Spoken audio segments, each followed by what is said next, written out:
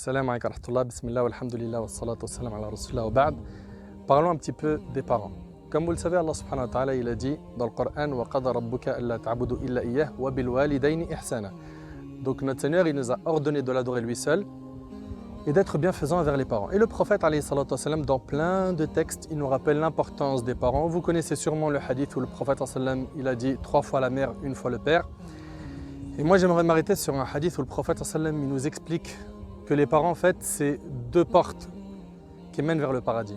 Méditez sur ça, s'il vous plaît. On est souvent là à rechercher les bonnes actions dans plein de projets, alors qu'on a des accès au paradis qui sont très proches de nous, à savoir nos parents. Où en sommes-nous avec nos parents?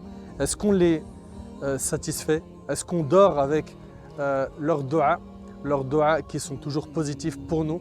Est-ce qu'on arrive à faire rentrer la joie dans leur cœur?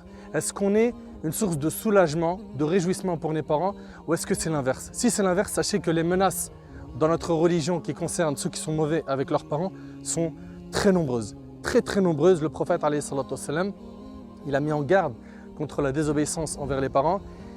Et dans plein de textes, ils sont menacés, ceux qui sont mauvais avec leurs parents. Tant qu'ils sont en vie, répare, corrige ça.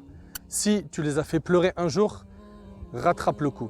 Si tu n'as pas pu être à leur côté à cause de plein de choses qui t'ont occupé, sache qu'un jour ils vont partir et que le jour où ils vont partir, tu regretteras les quelques instants que tu aurais pu passer avec eux à boire un thé, à discuter avec eux, à écouter un petit peu ce qu'ils ont à dire, à suivre leurs conseils, car quoi qu'il arrive, on a toujours besoin des conseils de nos parents. Qu'Allah subhanahu wa ta'ala les bénisse, qu'Allah subhanahu wa ta'ala protège nos parents, qu'Allah azza wa jal les récompense pour tout le bien qu'ils ont fait pour nous.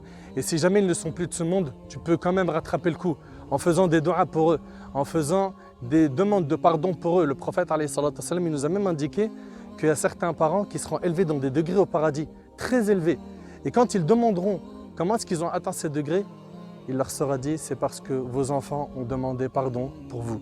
Multipliez les demandes de pardon pour vos parents, qu'ils soient vivants ou morts. Demandez à Allah qu'il leur fasse miséricorde, qu'ils soient vivants ou morts. Et quand ils nous quittent, faites des aumônes pour eux. Parlez d'eux toujours en bien.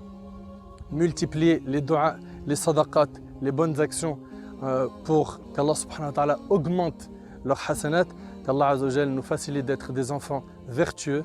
Le prophète Assam, il a dit que lorsque le fils d'Adam meurt, ses actions s'arrêtent, sauf dans 3 choses. Et parmi elles, il a dit waladun salih yad'u lah, un enfant vertueux qui fait des doigts pour ses parents. Ne les oublions pas dans toutes nos prosternations. Qu'Allah subhanahu wa ta'ala les préserve, qu'Allah nous facilite de mettre ça en pratique. Hada wallahu a'lam, subhanaka Allahumma bihamdik, ashhadu an la ilaha illa anta, astaghfiruka wa atubu ilayk.